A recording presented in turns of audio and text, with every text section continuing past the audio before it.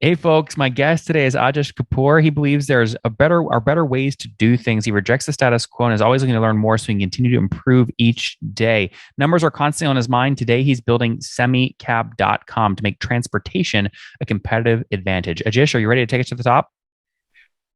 Excited to do it, Nathan.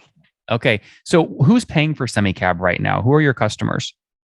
So our customers are large enterprises like Staples and PepsiCo, Colgate, HP, some of the smaller mid-size companies that are always looking to move goods in a truckload, full truckload. When you see those large trucks out there, they're moving goods and they're not doing it very efficiently. So we are building this marketplace to make them much more efficient than they are today. So let's talk about the marketplace. How many people that own a truck do you have on your platform? That's a good question. It's a very fragmented market. We have an industry that is dominated by these numbers where people talk about bringing in 10,000, 50,000, 100,000, a million trucking companies on the platform. The fact of the matter is, U.S. market is dominated by small carriers and owner operators, close to somewhere around 600,000 legal entities that are operating trucks.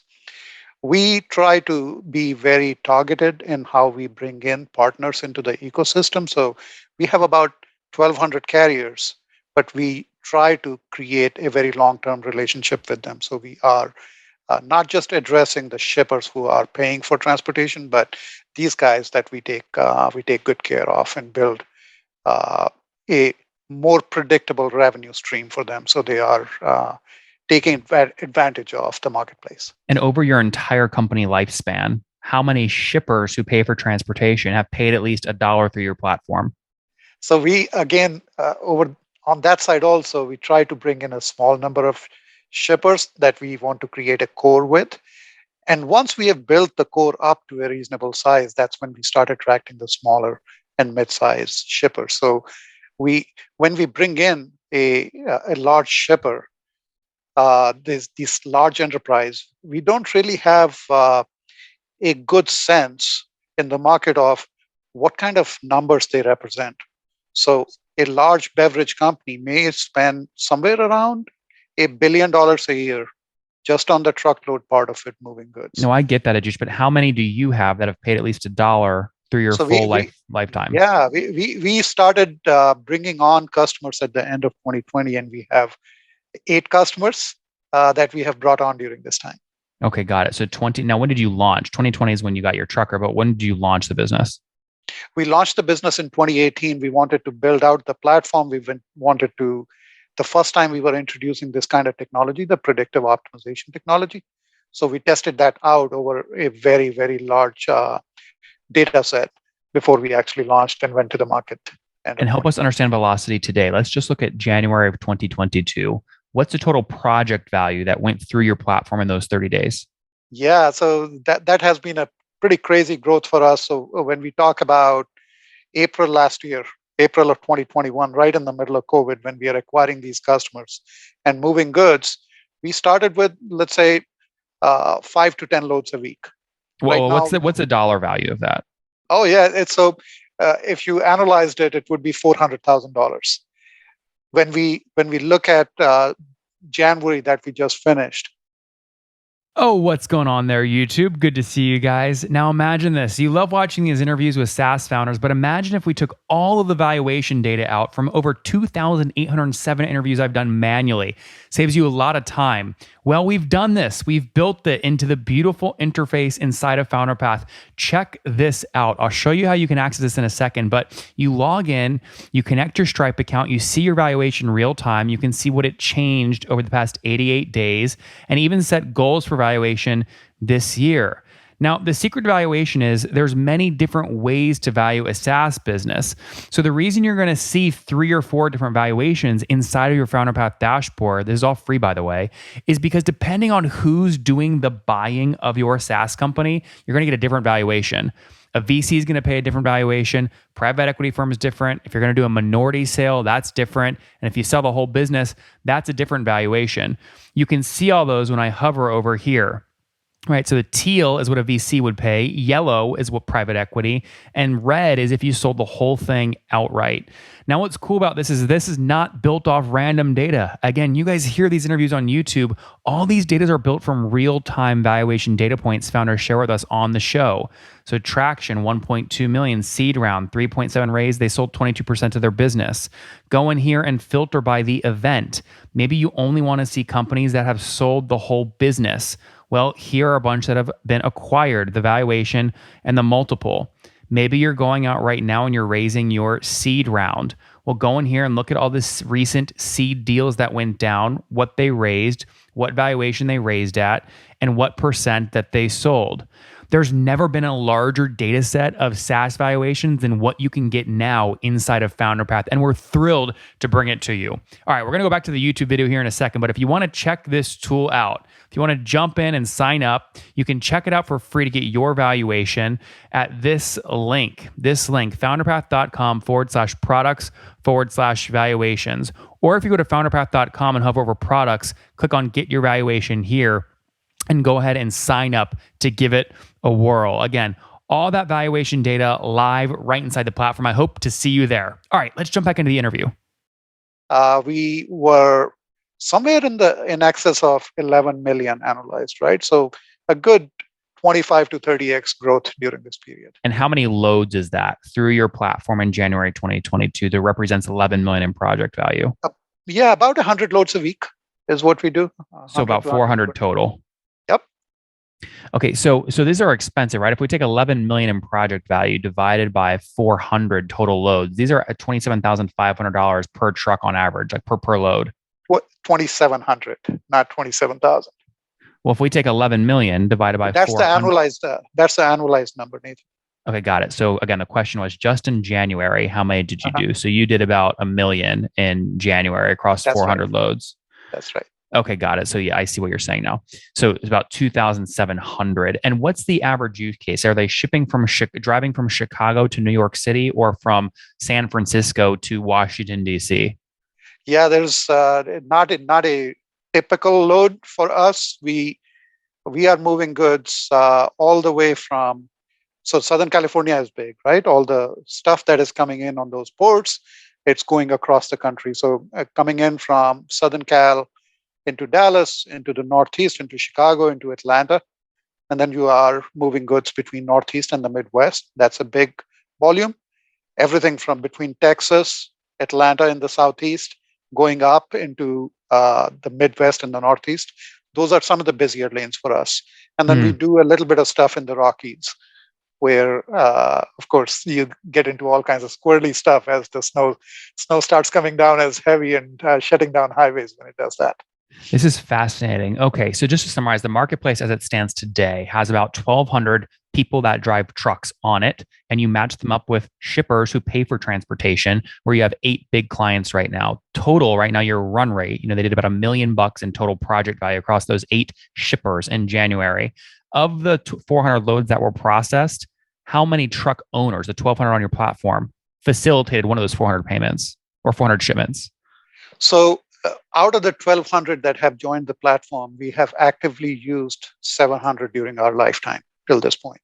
So what you and actively use means you pay them at least $1? You pay them at least a few $1,000s, yes. Okay, got it. So yes, but so what happened to the other 500? You did all the work, did them on the platform, and you haven't been able to get them any work yet. Yeah, every single time. So there are a whole lot of things that we go through. So we go through a carrier vetting period, where we want to make sure that the customers are receiving the best quality service that they can. And so you go through that period, you're watching the carriers, and then some of the carriers don't qualify. They join the network, they join the platform, but they don't get through the qualification process that we have to bring them in and give them a load, right? What's the number one reason people don't make it through? What's the actual reason?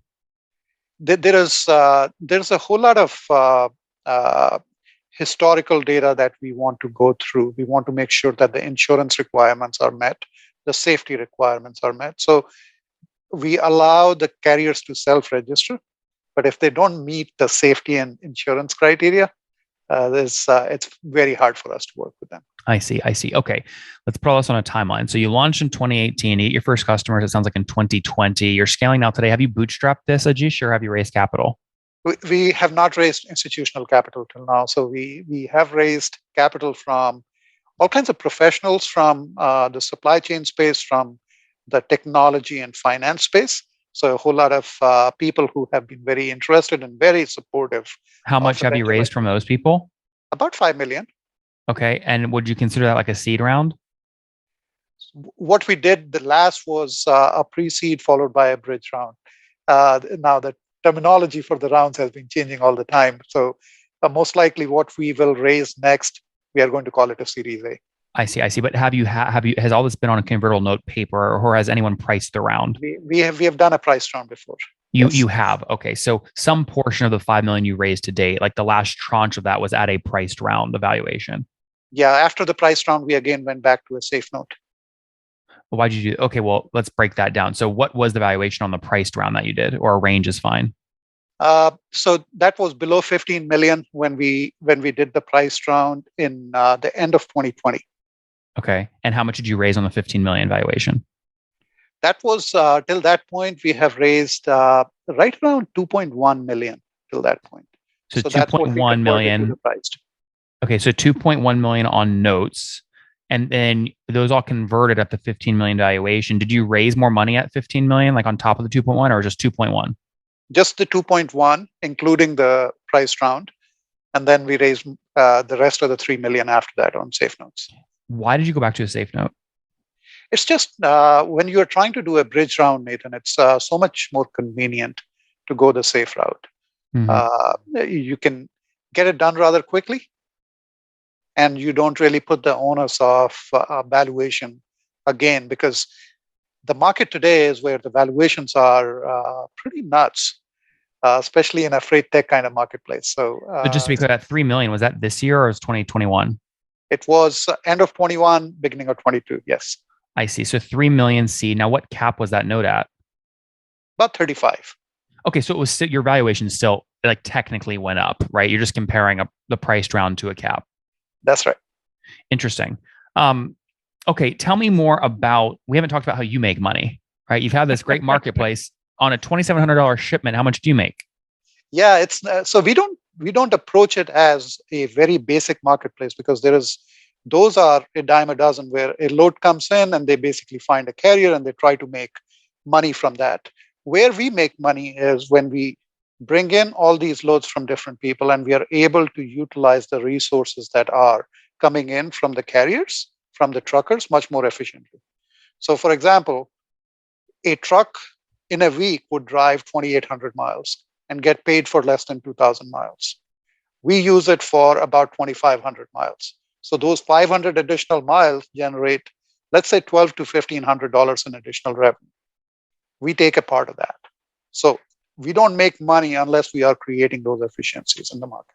So you're taking a percentage from drivers where you've taken unutilized miles driven and made them utilized, more efficient. Not directly, Nathan. So what we do is we sell transportation services, trucking services to these large companies. We buy trucking services from the carriers, but we use a different model on that side. So we might combine 3 loads from 3 different shippers on one side, but then execute it as a round trip. And that's where we create the spread and make money. Okay, okay. So in January, how much did you guys make as a business? About a range is fine. Not going there right now, Nathan. Why is that? It's just when we think about the margins and the EBITDA for the business, we think about it on more of an annualized basis. When you look at the trucking market right now, the trucking market is so up and down all the time, but it has been at a crazy up at historic highs the last Well, let's uh, talk about annualized. 24 months. What do you think you'll do in 2022 total revenue? Yeah, we like to target the lower end of 12.5 to 15% on that revenue that we bring in. So got it. So on the million that you processed in January, which right now annualizes is about 12 million, you're saying you target between a 12 and 15% sort of take rate from that. That's right. I see. I see. Got it. So on a million, you could say, maybe you guys took, 13% of that, or $130,000 last month. Once we start, yeah. So that depends on how efficiently we execute the freight. So that part of the fluctuates for us. I see. How much will that fluctuate this year? Like, is it based off seasonality or something else? It's not just based on seasonality, it's based on when the customer enters, where the efficiencies come in, because every single time a new customer joins our ecosystem, we start expanding the entire footprint, including our current customers, right? Mm-hmm. So as we go through the expansion, parts of it are less efficient than others. But the idea there is as you are getting to 50 million, 100 million, 500 million, you are going to become very, very consistent at that 12 to 15% level. Mm-hmm. And if you're doing sort of $1 million in volume last month, do you remember what you're doing a year ago so we can calculate growth rate? Zero. Well, you said that you did, let me go back to my notes here. You said that April of 2021. April 2020 is when you processed your first 5 to 10 loads. Yeah. So let's say April 2021 is when we did, let's say Got it. $30,000. Got it. I see. Got it. So you've basically, it's only February. We're about to be January, February, March, April. So you've only been in business sort of 11 months, but you've grown from your first month of revenue in April of what about 30,000 bucks a month in revenue up to call it 100, 120-ish now, something like that. To a million. Well, 120. Well, oh, sorry. You're talking about volume, not your cut. I'm talking about your cut. So if you're doing a million in January, your cut was about 120 grand or something like that. Yeah. So Yeah. back then it would have been what, $3,000-4,000. Yeah. Okay. That's a big growth rate. Small base, obviously. We're playing games with percentages here, but still a good growth rate. Why? I guess I just don't understand. With that kind of growth rate, I just don't understand why you wouldn't go keep things clean and do it on a traditional equity round at like a 30, 40, 50 million valuation. Is it really that much faster? Is it worth it to go back to the note? It's not about uh, so the node is just a component of the kind of round that you're doing and the timeline that you're doing it. The reason we did the bridge round was we're talking to a lot of investors, but the investor that you want to bring on as a lead investor, that has a very direct implication on where the company is going to go. So we are being extremely selective about who we want to lead that round. Mm-hmm, mm-hmm. It's not like we're trying to stay away from institutional money. If we want to grow from 10 to 100 million, we are going to need institutional money and we are going to go do that round. It's more a question of not running out of runway and just making sure that you are going to get to the point where you have the right investor in. How do you make sure that your marketplace has liquidity? So let's say one of these 8 shippers pays and needs you to ship shoes from Chicago to Denver, but you can't go buy that inventory from any truckers because some other people are paying more than you. There's a lot of these networks out there. How do you guarantee that placement? Yeah, it's not just a question of. That was one of the thoughts that we had when we were starting out, and we were extremely focused on it. So that's the one big part where we talk about using the carriers more and more and more that we have in the network and not go for 50,000 carriers. That's a big reason. So the carrier loyalty starts building up.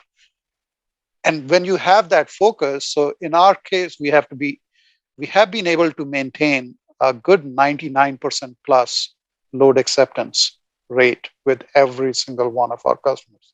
Mm-hmm. Industry standard out there is somewhere between 50 and 70%. Mm-hmm. So that's a big, huge jump for us, right? And we focus on that,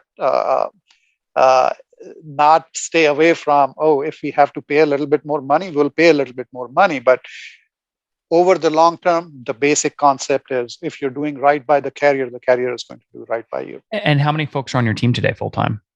16 people full time. How many engineers?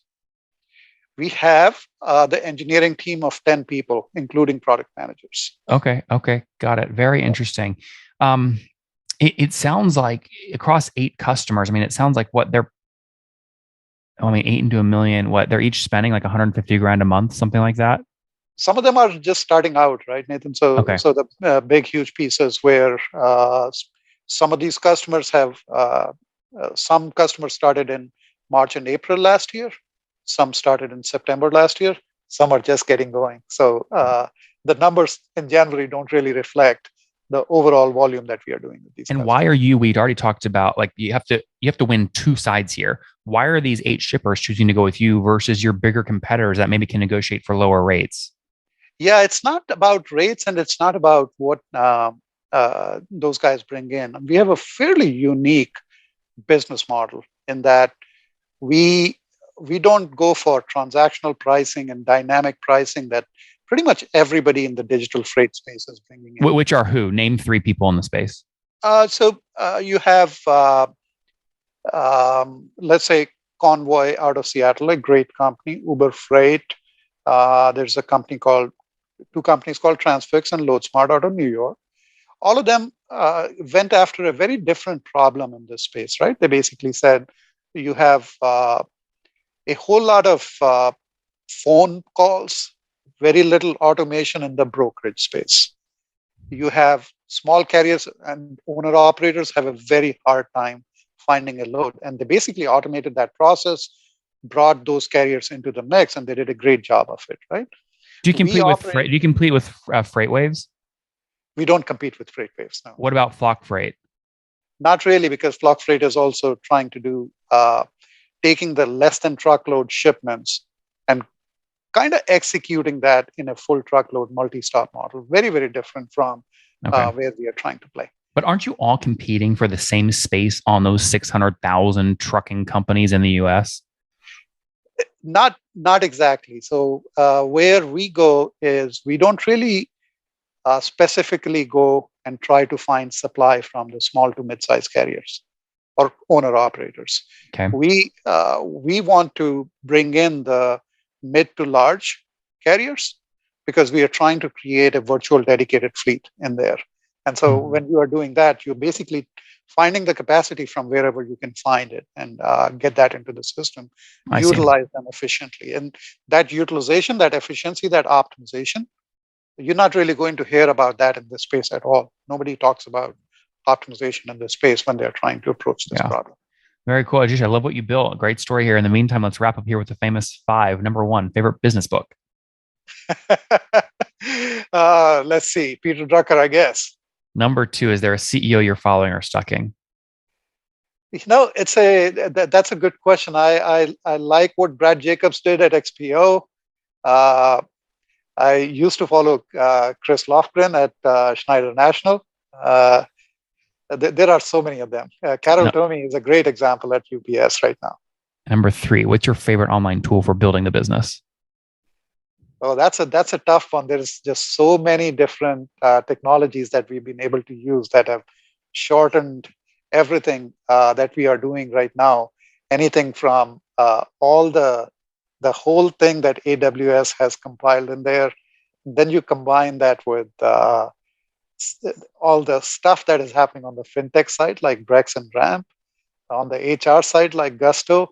It's every one of them has an advantage. Now, when we talk about the marketing side of it, HubSpot, Webflow, all these things have just made it so much easier to build the business this time around than what we used to have 10, 20 years ago, right?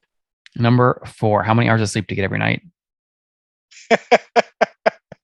That changes, Nathan. So anywhere from 4 to 8, depending on what day it is and what the financial situation looks like. And what's your situation? Married, single, kids? Married with a very beautiful kid, yes. Okay, one kiddo. And how old are you, Ajesh? I am, 55. 55. Last question. Something you wish you knew when you were 20. Oh, if I knew how it takes a village to build a venture like this, if I knew it the first time I was trying to build my startup, it would have made it so much easier. So much Guys, semicab.com launched in 2018 is helping 8 folks that need to pay truckers to ship their goods. He's helping them spend about $1 million per month right now to access over 1,200 truckers on his platform. They aim to take somewhere between sort of 12 and 14% of that total $1 million volume. They processed their first truckload back in April last year, just 11 months ago. So really healthy growth rate. They raised their last equity round at 2.1 million at a 15 million valuation, and then just raised this year or late last year, this year, 3 million, call it a seed round, back on a convertible note at a 35 million cap as they look to keep scaling up past 16 people. We'll see what happens. Ajesh, thanks for taking us to the top. Thank you, Nathan. Thank you for having me. One more thing before you go. We have a brand new show every Thursday at 1 p.m. Central. It's called Shark Tank for SaaS. We call it Deal or Bust. One founder comes on, three hungry buyers, they try and do a deal live, and the founder shares back-end dashboards, their expenses, their revenue, ARPU, CAC, LTV, you name it, they share it. And the buyers try and make a deal live. It is fun to watch every Thursday, 1 p.m. Central. Additionally, remember, these recorded founder interviews go live. We release them here on YouTube every day at 2 p.m. Central. To make sure you don't miss any of that, make sure you click the subscribe button below here on YouTube, the big red button, and then click the little bell notification to make sure you get notifications when we do go live. I wouldn't want you to miss breaking news in the SaaS world, whether it's an acquisition, a big fundraise, a big sale, a big profitability statement, or something else. I don't want you to miss it. Additionally, if you want to take this conversation deeper and further, we have by far the largest private Slack community for B2B SaaS founders. You want to get in there. We've probably talked about your tool if you're running a company or your firm if you're investing. You can go in there and quickly search and see what people are saying. Sign up for that at nathanlatka.com/Slack. In the meantime, I'm hanging out with you here on YouTube. I'll be in the comments for the next 30 minutes. Feel free to let me know what you thought about this episode. And if you enjoyed it, click the thumbs up. We get a lot of haters that are mad at how aggressive I am on these shows, but I do it so that we can all learn. We have to counter those people. We got to push them away. Click the thumbs up below to counter them and know that I appreciate your guys' support. All right, I'll be in the comments. See ya.